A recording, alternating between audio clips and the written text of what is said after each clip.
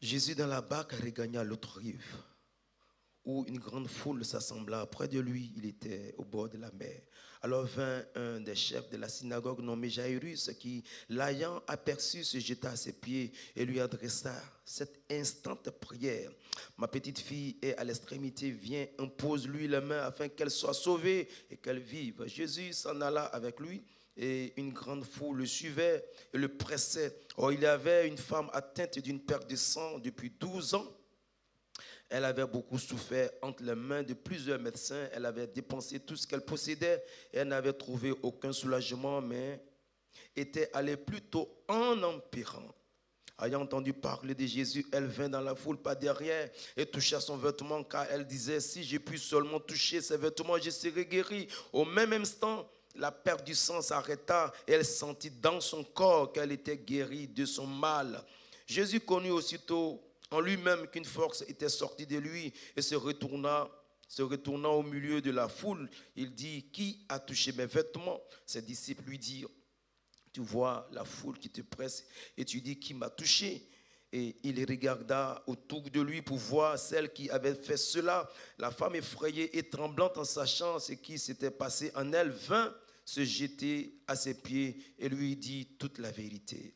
Mais Jésus lui dit, ma fille, ta foi t'a sauvée, va en paix et sois guérie de ton mal. Comme il parlait encore, survint de chez les chefs de la synagogue des gens qui dirent, ta fille est morte, pourquoi importuner davantage le maître? Mais Jésus, sans tenir compte de ces paroles, dit au chef de la synagogue, ne crains pas, crois seulement. Et il ne permit à personne de l'accompagner, si ce n'est à Pierre, à Jacques et à Jean son frère, et à Jacques, Jean, frère de Jacques. Ils arrivaient à la maison du chef de la synagogue où Jésus vit une grande foule bruyante et des gens qui pleuraient, qui poussaient des grands cris. Il entra et leur dit, pourquoi faites-vous du bruit? Et pourquoi pleurez-vous? L'enfant n'est pas morte, elle dort. Il se moquait de lui, alors ayant fait sortir tout le monde, il prit avec lui le père et la mère de l'enfant et ceux qui l'avaient accompagné. Et il entra là où était l'enfant. Il la saisit par la main et lui dit, Talita Kumi, ce qui signifie jeune fille, lève-toi, je te le dis. Aussitôt la jeune fille se leva et se mit à marcher, car elle avait 12 ans et il fut dans un grand étonnement. Jésus leur adressa de fortes recommandations pour que personne ne sache la chose. Et il dit qu'on donne à manger à la jeune fille. Seigneur, merci de bénir encore ta parole au nom de Jésus. Amen. Donc nous allons revenir sur ce passage que nous avons médité la dernière fois. Nous allons voir ce matin le Dieu d'amour qui nous aime sans tenir compte de notre religion et de notre position. Le Dieu d'amour qui nous aime sans tenir compte de notre religion, de notre position. Ce passage nous parle d'un chef de la synagogue du nom de Jairus, il était en difficulté. Sa fille, qui avait 12 ans, était gravement malade. Elle était sur le point de mourir. Et cet homme va solliciter Jésus. Il va venir vers le Seigneur et demander au Seigneur d'intervenir dans sa vie. Voilà. Mais nous voyons ici qu'il était chef de la synagogue. Ceux qui combattaient, voilà, pendant un bon moment, ils combattaient le Seigneur Jésus, ils s'opposaient à lui. Mais celui-là, quand il était en difficulté, qu'est-ce qu'il va faire? Il va venir vers le Seigneur. Il va solliciter la grâce de Dieu. Mais ce qui est bien, le Seigneur va intervenir dans sa vie sans tenir compte de sa religion, sans tenir compte de qui il est, sans tenir compte de d'où il vient. Même s'il avait combattu dans le passé le Seigneur Jésus, même si dans le passé il n'a pas partagé, il ne partageait pas ce que Jésus faisait, même s'il était pharisien, opposé à Jésus, même s'il était, il ne sait pas qui qu'il soit, mais quand il est venu à Jésus, nous voyons ici que le Seigneur a agi dans sa vie. Le Seigneur ne tient pas compte de toutes ces choses dont nous nous tenons compte. Il ne regarde pas ça. Cette femme qui perdait le sang pendant 12 ans, elle aussi, le Seigneur a fait des merveilles dans sa vie sans tenir compte de son état.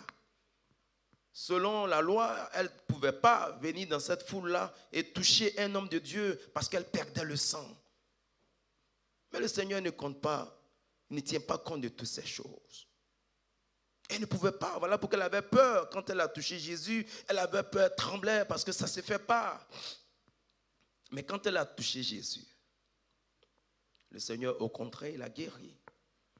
Il y a des lépreux qui touchaient Jésus. Il y a des prostituées qui touchaient Jésus. Jésus mangeait avec tout le monde. On lui a même reproché le fait de manger avec des gens de mauvaise vie parce qu'il n'a pas de limite. Jésus nous aime. Il nous aime comme nous sommes. Il nous aime tels que nous sommes. Il ne tient pas compte de notre position, de notre religion, de qui nous sommes, que tu sois riche, que tu sois pauvre. Le Seigneur t'aime, quelle que soit ta religion. Mais ce que nous devons remarquer ici, c'est que quand Jairus est venu solliciter Jésus, l'acte qu'il va poser, il va se jeter à ses pieds. Il va implorer, il va même l'adorer, il va reconnaître que Jésus est Seigneur. Bien-aimé, Dieu aime la sincérité. Ce que nous devons souligner, c'est ça. Dieu aime la sincérité. Le Seigneur nous aime, mais il nous aime. Il aime quand nous venons à lui avec un cœur sincère. Jairus, il n'a pas tenu compte de tout ce qu'on pouvait dire. Mais Jairus, dans sa sincérité, il va prier. Il va implorer la grâce de Dieu. Et la grâce de Dieu va se manifester parce que Dieu aime la sincérité. Quand nous sommes sincères, le Seigneur se manifeste dans notre vie. Cette femme qui perdait le sang, lorsque Jésus a demandé « Qui m'a touché ?» Mais elle va prendre son courage à deux mains. Et dans la sincérité, elle va reconnaître pour dire c'est moi, mais elle pouvait faufiler, pouvoir continuer. Personne ne l'a vu. C'était une histoire entre elle et Jésus. Personne ne savait. Mais ce qui s'est passé entre toi et Dieu, tu dois te rendre compte que le Seigneur attend de moi un témoignage. Alléluia. Elle va témoigner. Elle dit c'est moi. C'est moi. Dieu aime la sincérité. Ce qui va toucher le Seigneur, c'est la sincérité de Jairus. Bien-aimés, soyons sincères. Car le Seigneur veut faire de grandes choses dans nos vies. Soyons sincères dans tout ce que nous faisons.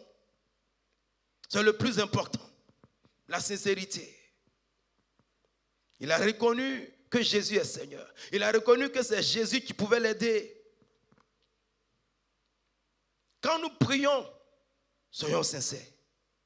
Lorsque nous venons ici, soyons sincères. Lorsque nous implorons la grâce de Dieu, soyons sincères. Ne soyons pas dans le dédoublement, ne soyons pas dans deux vies, ne soyons pas dans deux comportements, dans deux attitudes. Soyons sincères devant Dieu. Quand tu fléchis les genoux, sois sincère. Quand tu implores le Seigneur, sois sincère. Quand tu demandes la grâce de Dieu dans ta vie, sois sincère. Quand tu l'invoques, c'est ce que le Seigneur attend de nous, la sincérité. Alléluia. Nous devons aussi avoir cette sincérité en nous où nous pouvons demander pardon au Seigneur. Nous repentir. Dis au Seigneur, voici mes limites. Le Seigneur n'aime pas l'hypocrisie. Il n'aime pas quand nous faisons semblant. Ça, Dieu n'aime pas cela. Il pouvait reprocher aux pharisiens. Il dit, malheur à vous, hypocrites. Ce n'est pas le péché qui est le problème. Dieu n'est pas étonné quand l'homme pêche. C'est quand l'homme ne pêche pas que Dieu est étonné de waouh, aujourd'hui il n'a pas péché. Ouais. C'est quand tu ne pêches pas que le Seigneur est étonné. Là, il est content, quoi. Il est super. Oh, je dis là, il n'a pas péché. Mais le Seigneur aime la sincérité. Alléluia. C'est cette sincérité qui va toucher le Seigneur. Dans Romains, le chapitre 10, le verset 9, la Bible dit, si tu confesses de ta bouche le Seigneur Jésus, si tu crois dans ton cœur que Dieu l'a ressuscité des morts, tu seras sauvé.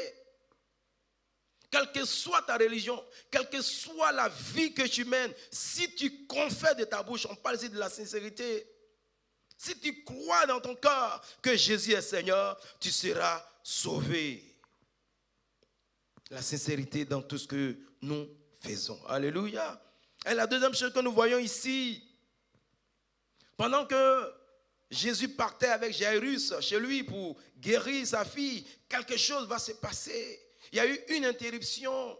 La foule va s'arrêter. Jésus même va s'arrêter. Les choses vont s'arrêter. Et souvent, nous marchons avec le Seigneur dans la sérénité. Nous sommes contents. Et à un moment donné, quelque chose peut arriver. Souvent, il y a des obstacles. Souvent, il y a des difficultés. Souvent, il y a des imprévus. Jairus était étonné. Il dit, mais attends. Quand ils allaient vers chez lui, il était content. Parce qu'il voyait le Seigneur qui allait agir. Et cette main-là qui devait agir, tout de suite, il y a eu un stop. Et par moments, nous avons l'impression que Dieu n'est pas là. Nous avons l'impression que le Seigneur n'agit pas. Nous avons l'impression que quand nous prions, il n'entend pas. Je vais te dire que le Seigneur entend ta prière. Il avait bien entendu la prière de Jairus. Il était avec lui, mais il s'est arrêté. Et lorsque le Seigneur s'arrête, il faut la foi. Il faut la foi pour continuer la marche. Il faut la foi pour voir, pour croire, même si tu ne vois pas. Il faut la foi pour continuer à l'adorer. Il faut la foi pour continuer la vie chrétienne. Il faut la foi pour continuer. Ne pas te lasser de venir tous les dimanches l'adorer en esprit, en vérité. Ne pas te lasser de lire la Bible. Ne pas dire, je connais ça. Non, non, ne te lasse pas, ne te fatigue pas. Continue de lire, continue de prier, continue de l'adorer, continue de l'aimer comme autrefois. Continue. L'amour ne se fatigue pas. Alléluia.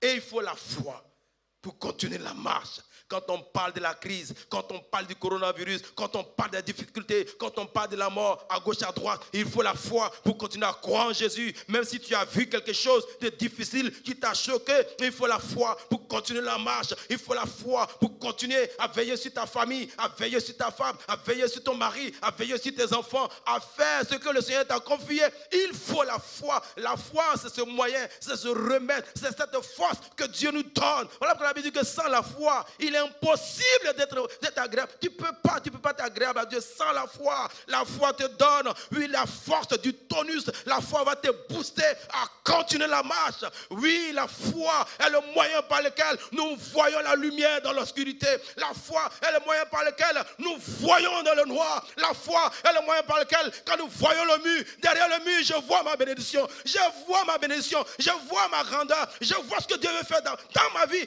Et je vois cela d'abord. Alléluia.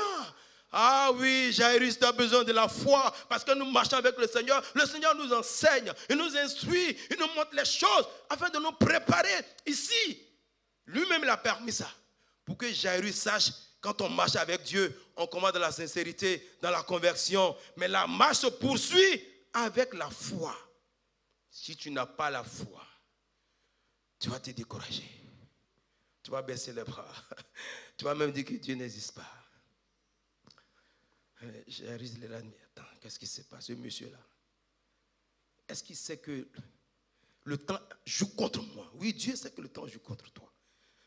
Est-ce qu'il sait que quand je venais ici, ma fille était sur le point de rendre l'âme? Est-ce qu'il se rend compte de mon problème?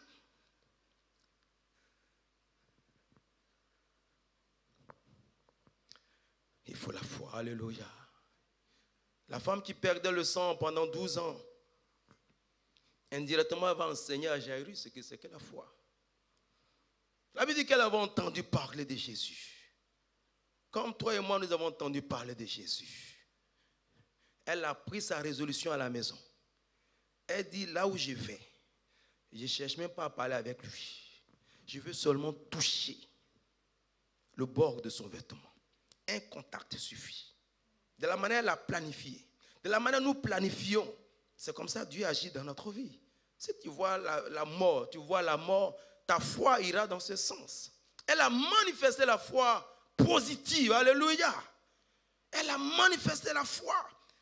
Elle n'a pas besoin de faire une réunion avec Jésus, de faire une veillée. Ce n'est pas avec une veillée avec le Seigneur que le Seigneur va agir dans ta vie. Non, le Seigneur n'a pas besoin de tout ça, il est souverain, alléluia. Une foi positive suffit. Et souvent Dieu dit, le Seigneur dit, tu seras fait selon ta foi.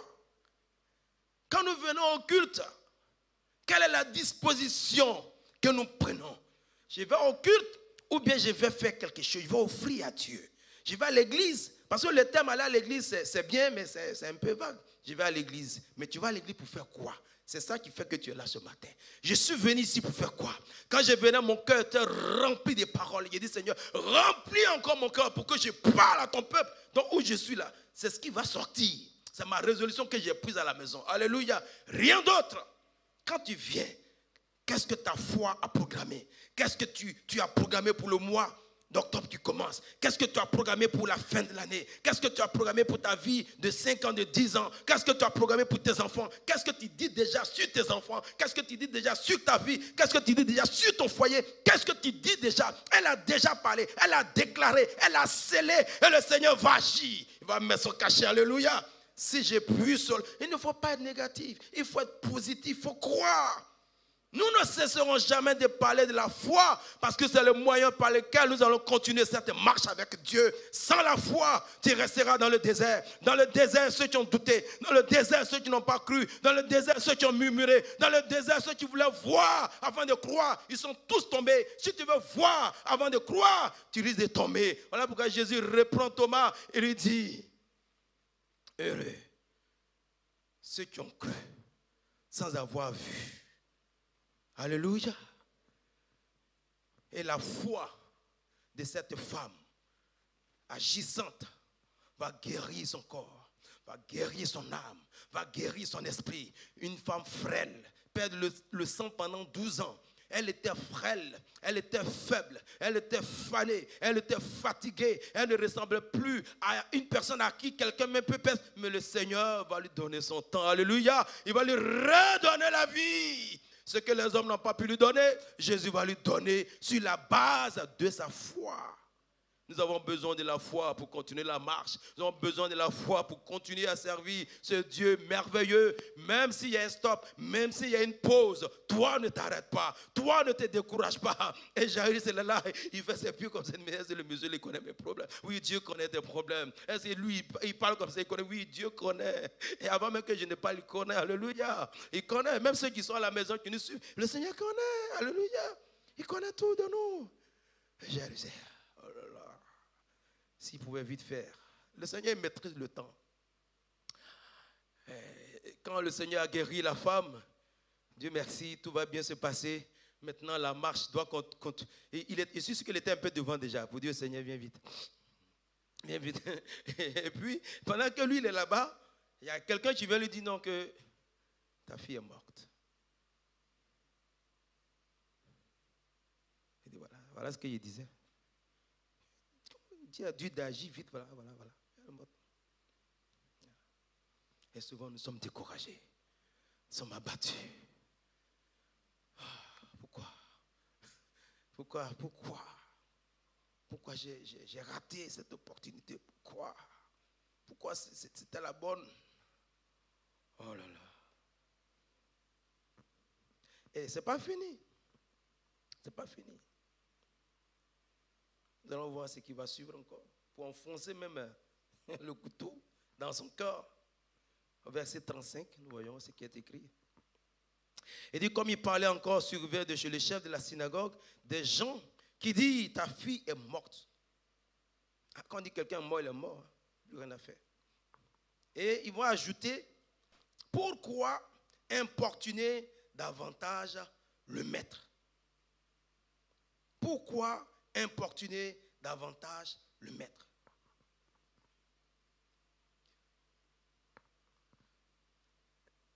Donc là, mettons-nous un peu dans la peau de Jairus. Avec le problème qu'il a, il y a d'autres problèmes encore. On lui fait un coup de fil. Hier, il venait de perdre son travail. On lui fait un coup de fil aujourd'hui pour dire non, qu'il y a un décès encore. Il dit, waouh, moi, mais je vais à l'église pour rien. Il y a quelqu'un qui me disait que depuis que je vais à l'église, j'ai trop de problèmes. Quand je ne partais pas à l'église, je n'avais pas de problème comme ça. Satan sait comme il va t'arrêter. Il va multiplier les problèmes pour que tu quittes l'église. Parce qu'on ne va pas à l'église pour régler nos problèmes. On va à l'église pour être sauvé. Alléluia. Alors ils vont dire à Jairus que ta fille est morte, qui a déjà une parole dure pour lui, mais ils vont lui dire, n'importune pas le maître.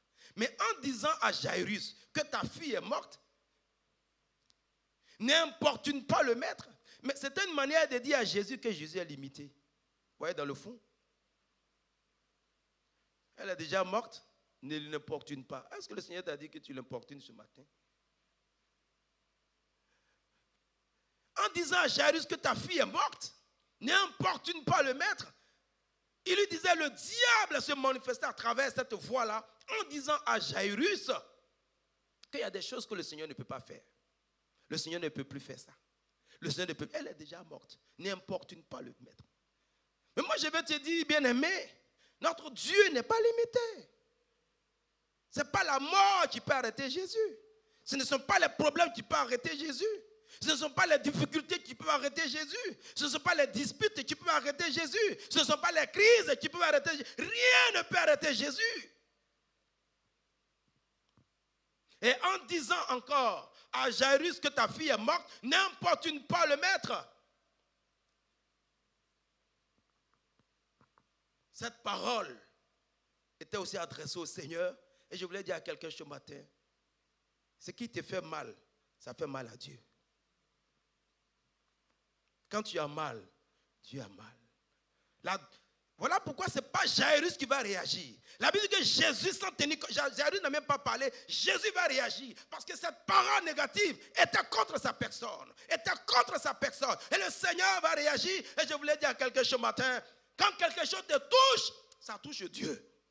Quand quelque chose te fait du mal, ça fait mal à Dieu. Quand on te fait du bien, c'est à Dieu qu'on fait du bien. Quand on te fait du bien, c'est à Jésus qu'on fait du bien. Mais quand on te fait du mal, c'est à Jésus qu'on fait du mal. La douleur de Jairus, Jésus la ressentait. Cette parole négative, Jésus la ressentait. Y a-t-il une mère ici? Y a-t-il un père ici? Quand son enfant est malade et il est indifférent, toi dans ta souffrance, toi dans ton état, comment tu peux croire que Dieu n'a pas mal, que Dieu ne ressent pas? Je vais te dire, ce que tu ressens, Dieu ressent. Ce que tu ressens, Dieu ressent. Ce qui te fait mal, ça fait mal à Dieu. Et quand Jésus était sur la croix, et quand il pleurait, et quand il criait, est-ce que le ciel n'est pas resté silencieux? Parce que le Père, Dieu le Père ressentait ce que le Fils subissait sur la croix. Dieu le Père souffrait. Voilà pourquoi les anges ont fui ce jour-là. Voilà pourquoi le soleil a fui. Voilà pourquoi la lune a disparu. Voilà pourquoi il y a eu un silence. Parce que ce qui te fait mal touche Dieu. Et le Seigneur lui dit, la Bible dit, le Seigneur, sans tenir compte, ne crains pas, crois seulement. Alléluia. Et cette parole est pour nous tous. Ne crains pas, crois seulement.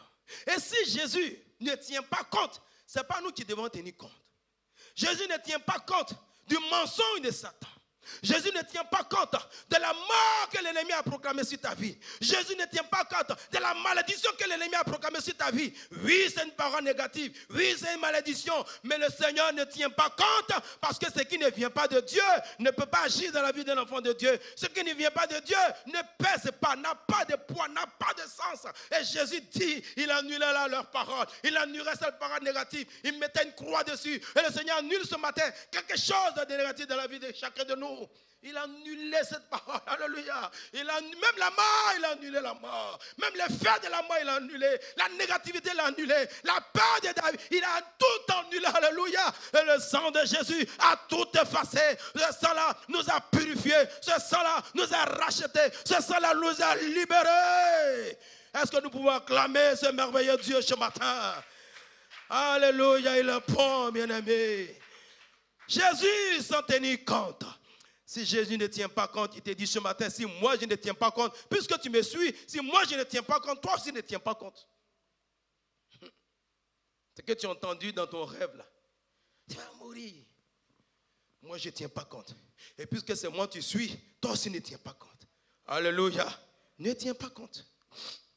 Ne tiens pas compte. Jésus ne tient pas compte. Alléluia. Mais pourquoi il n'agit pas, mais il ne tient pas compte? Parce qu'il est Dieu. Il sait où il t'amène. Il sait ce qu'il fait avec toi. Alléluia. Donc lorsque nous marchons avec le Seigneur, 1, la sincérité, 2, la foi, 3, ne tenons pas compte de certaines choses négatives. Jésus sans tenir compte. Alléluia. Ne tiens pas compte. Il dit lorsqu'on te donne un verre d'eau, mais c'est à moi on l'a fait. Amen, c'est écrit là. Dans Matthieu 25, 40, il dit, le roi leur répondra, je vous le dis en vérité, toutes les fois que vous avez fait ces choses à l'un de ces petits, de mes frères, c'est à moi que vous l'avez fait. Donc, ce que nous faisons, c'est à Dieu. Tout ce que nous faisons, c'est à Dieu. Il dit, c'est à moi. Quand tu donnes un verre d'eau, quand tu pries pour quelqu'un, tout ça là, c'est moi. Parce que cette personne-là, je l'ai prise avec moi à la croix. À la croix. Alléluia. Que son nom soit béni ce matin. Il ne faut pas tenir compte de certaines choses. Si tu veux marcher avec le Seigneur, arriver jusqu'au bout, sache que l'ennemi viendra pour perturber la marche. Il viendra pour t'arrêter. Il viendra pour te déranger. Il viendra pour te décourager. Oui, il ne va pas te laisser. L'ennemi ne va pas te laisser. L'ennemi va essayer de t'arrêter. Il va essayer de te décourager. Jusqu'à ce que tu abandonnes. Hein? Jusqu'à ce que tu chasses la personne. Jusqu'à ce que tu dis non, ça elle n'est pas faite pour moi. Non, tu ne t'es pas trompé. Jairus, tu ne t'es pas trompé. Oui, même dans les petits mots que j'ai dit, Dieu te parle. Jairus, tu ne t'es pas trompé. Oh, si je partais voir le médecin, Jairus, tu n'étais pas trompé. Et même si j'avais écouté mon cousin qui m'avait dit d'aller voir le gars, le féticheur là, Jairus, tu n'étais pas trompé, tu es avec la bonne personne. Voilà que je marche avec lui, on m'a parlé de lui, je marche avec lui. Jairus, tu n'étais pas trompé de personne. Tu t'es pas trompé de lieu ce matin. Tu t'es pas trompé de lieu d'adoration ce matin. Tu t'es pas trompé de prière. Ta prière a un sens, ta proclamation a un sens. Ce que tu as demandé à Dieu est noble. Dieu tient compte de cela. Mais toi ne tiens pas compte de ce que Dieu ne tient pas compte. Jairus, tu ne t'es pas trompé de personne. Tu ne t'es pas trompé d'amis. Tu ne t'es pas trompé de Dieu. Tu ne t'es pas trompé d'appui. Il est l'ami fidèle. Celui-là qui ne te trahit pas. Même si tu ne vois pas. Crois par la foi et avance avec lui. Alléluia. Un jour nous serons assis au ciel. Nous allons nous voir, vous et moi. On sera assis sur la même table. Et nous dirons, mais ce jour-là, Sergi, souvent quand on se regarde dans des choses comme ça, on n'a pas trop à dire qu'on se regarde. Et puis oh là là, tu te rappelles, frère. Alléluia. Ce que Dieu dit là, ça va se faire.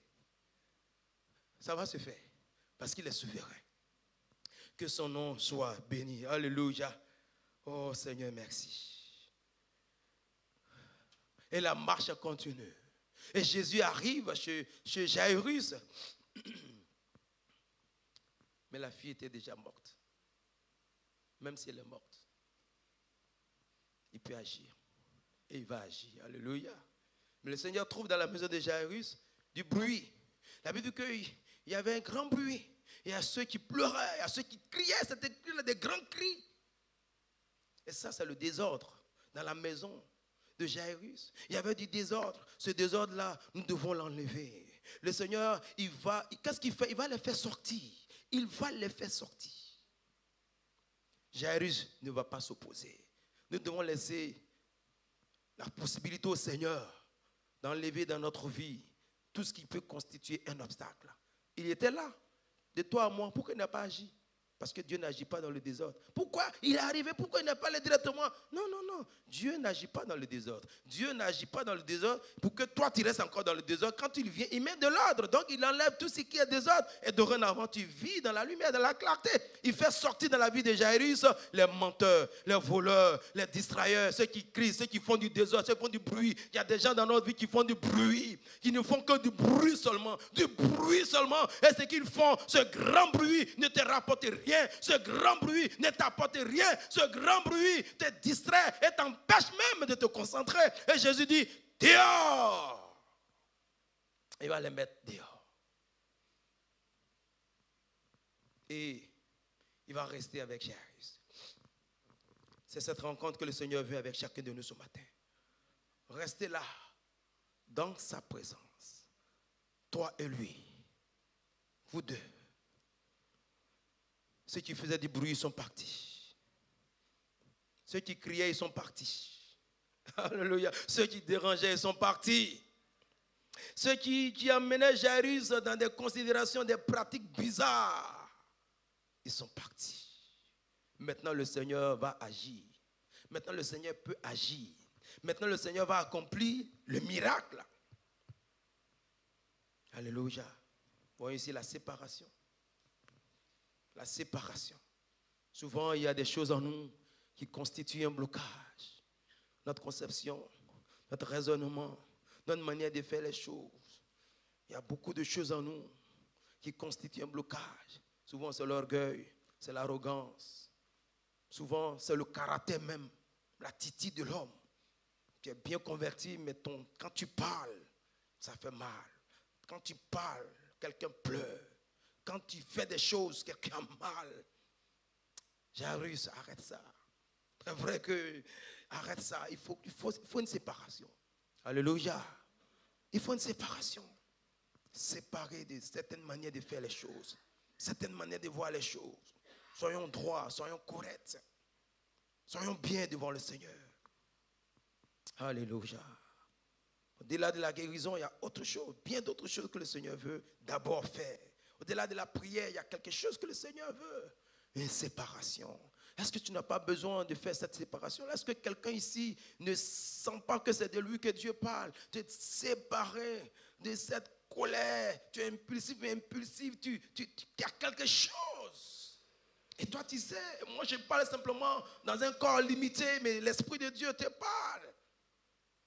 Une situation, une relation, quelque chose dont nous devons nous séparer. Et Jairus, ça là, ça doit sortir de ta maison. Ah Seigneur, tu es déjà là, oui, je suis là, mais ça doit sortir de ta vie. Ça doit sortir. Tu es mal entouré là. Tu as une mauvaise compagnie. Même si ils vont revenir là, donc il faut les mettre dehors. Nous devons nous revoir. Alléluia. Oh, que le Seigneur nous aide ce matin. Si nous voulons expérimenter cette grâce, voilà, il y a quelques étapes que nous devons parcourir. Nous allons simplement prier. Prier. Jairus ne s'est pas opposé. Il a laissé le Seigneur faire. Nous n'allons pas nous opposer ce matin. Nous allons lui dire, Seigneur, fais. Prends le contrôle de ma vie. Nous allons lui dire, certainement il y a des choses que moi, mais je ne vois pas. Ou bien je ne sais pas. Ou bien je pensais bien faire. J'ai dit, mais ce sont mes amis d'enfance. Bon, celui-là, on a fréquenté ensemble. Celui-là, c'est mon cousin. Bon, moi, je pensais que non. Il y a des choses souvent nous pensons bien faire. Mais ça constitue un blocage. La colère de 2 jours, de 3 jours, ça constitue un blocage. Ça fait combien de jours vous ne vous parlez pas? Combien de jours la relation est tendue? Ça aussi, ça constitue un blocage. Ça fait combien d'années ce problème-là demeure dans le foyer? Dieu te dit, il te dit, s'il te plaît, j'aime quand tu pries, j'aime quand tu m'appelles, mais s'il te plaît, enlève ça, s'il te plaît. Le Seigneur te dit, dans ma bouche, Dieu te parle dans ma bouche, Dieu te demande pardon, mais enlève ça. Tu as fait un parcours, tu es arrivé là, qu'est-ce que tu fais? Enlève ça dans ta vie. Enlève ce caractère. Mais pardonne, mais laisse tomber, mais oublie. Tu ne vas pas rester sur ta raison, mais ta raison va t'envoyer à l'enfer. Tu as eu tellement raison, tu iras à l'enfer. Quand on a trop raison, on va à l'enfer. Trop raison, on va à l'enfer. Ah oui. Toi, je vais en découdre avec toi. Tu sais ce que tu m'as fait. Dieu te dit, d'accord, quand tu auras fini, tu iras à l'enfer. Parce que tu as trop raison. J'ai réussi à faire tous ces efforts. Il arrive devant ta porte ce matin. Il arrive dans ton cœur ce matin. Et là, vous êtes à 2. Et moi, je me retire. Je me retire. Tu as une rencontre personnelle avec ton Dieu. Je ne sais pas ce que tu veux lui dire. Parce que moi, je n'ai plus de mots. J'ai fini de te parler. C'est à toi de parler avec ton Dieu. La femme qui perdait le sang n'est plus là. La foule n'est plus là. Yoanné n'est même plus là. Et tu restes avec ton Dieu et vous vous parlez. Parle avec ton Dieu. Parle avec lui. Dis-lui ce que tu veux lui dire. Dis-lui ce que tu ressens. Ne t'oppose pas comme Jairus. Il ne s'est pas opposé. Il ne s'est pas opposé. C'était difficile d'enlever certaines choses dans sa vie. Mais il a laissé faire. Jésus même pouvait dire à Jean-Baptiste, laisse faire. Quand Dieu veut agir, il faut laisser faire. Quand Dieu veut intervenir, il faut laisser faire. Quand le médecin veut ouvrir ta poitrine pour enlever la maladie, il faut laisser faire. Si tu dis, toi, on ne me touche pas, devant Dieu, tu as tort. Il faut laisser faire. Il faut laisser faire. C'est parce que l'enfant, il laisse faire qu'il grandit dans la sérénité. Oui, quand ses parents parlent, il accepte. Souvent, il a des amis. Et la maman lui dit, cet ami, je ne le veux pas. Il n'est pas un bon ami pour toi. Maman, c'est mon ami. Non. Et elle dit, d'accord. L'enfant laisse faire. Et à cause de ce qu'il a laissé faire, l'année sera bien pour lui.